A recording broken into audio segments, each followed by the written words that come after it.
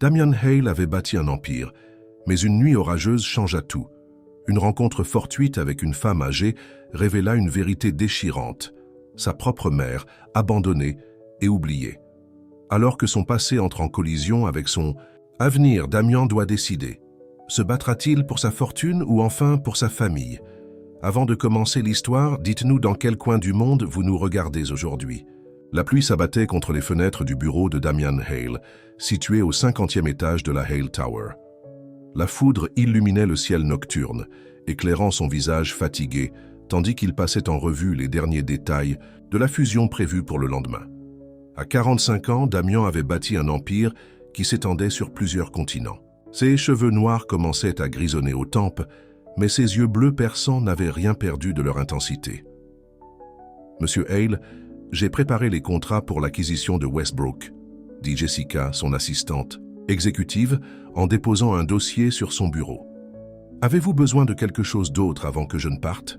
Damian jeta un coup d'œil à sa montre. Il était presque 22 heures. « Non, c'est tout. » « Bonne nuit, Jessica. » Après son départ, Damian desserra sa cravate et s'approcha de la fenêtre. Les lumières de la ville scintillaient à travers la pluie. Il avait tout ce qu'un homme pouvait désirer. Un appartement de luxe, une flotte de voitures de prestige, des résidences secondaires dans 3 pays. Tout sauf quelqu'un pour partager cela. Son téléphone sonna. C'était Victor, son bras droit et son plus vieil ami. Les membres du conseil ont confirmé pour la réunion de demain, dit Victor. Tout le monde est enthousiaste à l'idée de la fusion. Bien, répondit Damian, cet accord augmentera notre valeur marchande de 30%.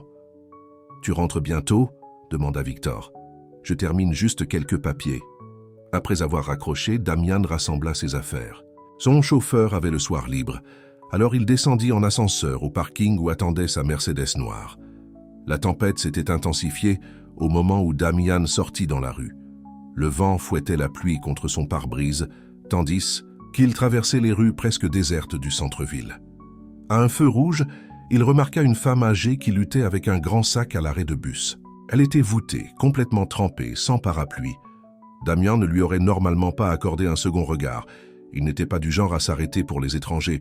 Son succès avait été construit sur l'idée d'avancer, de ne jamais regarder en arrière, de ne jamais ralentir. Mais quelque chose le fit s'arrêter. Peut-être était-ce sa petite taille face à la tempête déchaînée, ou le fait que personne d'autre ne semblait remarquer sa difficulté.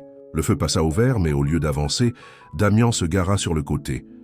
Il resta assis un moment se demandant ce qu'il faisait avant de sortir sous l'averse.